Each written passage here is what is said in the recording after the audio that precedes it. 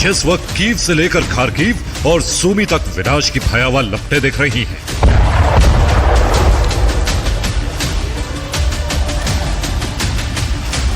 उसी वक्त चेरनिहिव, सूमी, खार्किव और ज़ेपोरिज़िया की जंग बहुत भीषण हो गई।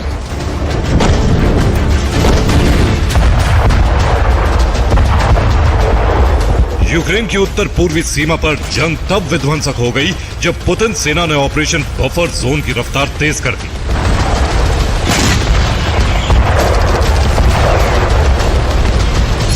रूसी सेना ने चेरनिहिव, सूमी और खार्किव में जबरदस्त हवाई हमले कर रही है। इन तीनों फ्रंट पर एयर स्ट्राइक इसलिए तेज हो गई है क्योंकि पुतिन ने अपनी सेना को यहां पर बफर जोन बनाने का टारगेट दे दिया है। रूस की सीमा से लगते यूक्रेन के ये तीनों प्रांत एक तरफ रूस की मिसाइल वर्षा से जल रहे हैं तो दूसरी तरफ रूस की पैदल सेना भी हुंकार भर रही है।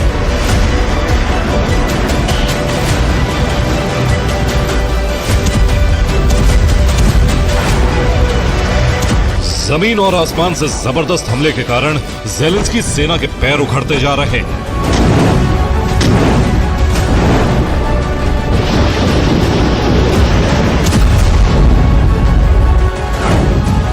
सवाल यह है कि आखिर पुतिन का बफर जोन प्लान क्या है? ये बफर जोन कहां और कैसे बने? दरअसल रूस की सीमा चेरनिहिव, सूमी और खार्किव से लगती है। यूक्रेनी फोर्स इन्हीं तीनों फ्रंट से रूस पर ड्रोन हमले करती। कुर्स्क और बेल्गोरोद में यूक्रेनी सेना इसी फ्रंट से दाखिल हुई थी। लिहाजा अब रूसी फौज चेरनिहिव से लेकर सूमी और खार्किव तक 25 किलोमीटर चौड़ा बफर जोन बना रही।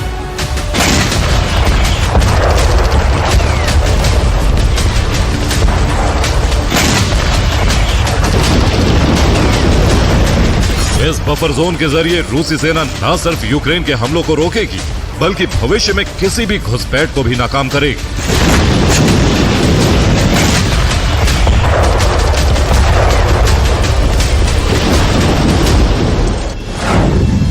अपने मिशन को अंजाम तक पहुंचाने के लिए क्रेमलिन ने चेरनिहिव, सूमी और खार्किव में 1,25,000 नए सैनिक भेज दिए।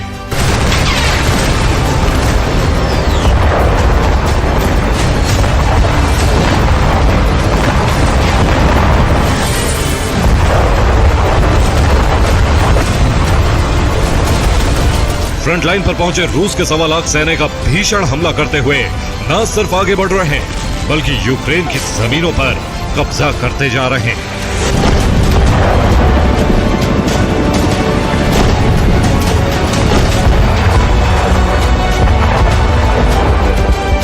रूस के हमले तेज हुए तो यूक्रेन ने फ्रंट लाइन पर मौजूद सभी गांवों और शहरों को खाली करा ली। अब रूसी सेना तेजी से आगे बढ़ रही। वहीं यूक्रेनी फोर्स रूसी सेना को आगे बढ़ने से रोकने की कोशिश कर रही, लेकिन ये कोशिश अब तक नाकाम ही साबित हुई।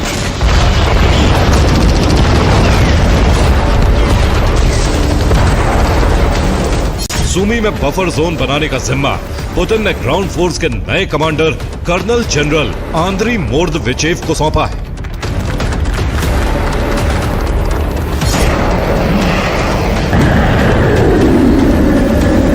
पुतिन ने यह जिम्मेदारी जिन आंद्री मोर्दविचेव को दी वो मारियुपोल में रूस के विजय के नायक माने जाते हैं। नए जनरल के प्लान के तहत ही अब रूसी सेना हमला करते हुए यूक्रेनी जमीनों पर कब्जा जमा रही।